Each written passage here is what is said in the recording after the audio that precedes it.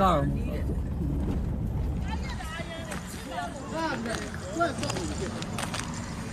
ရိုးခုံးသွားတာတော့အဘူးညီမမောင်းနေချင်အဲ့ဆန်ရောက်ဘာလို့ဆိုမောင်းပါလားအော်ဟဲ့ညီမတော့ဘာလို့ပါလဲလူဘာမှမဖြစ်ဘူးကိုဟုတ်လားဒီကပုံရုံပဲရုံပဲပေါ့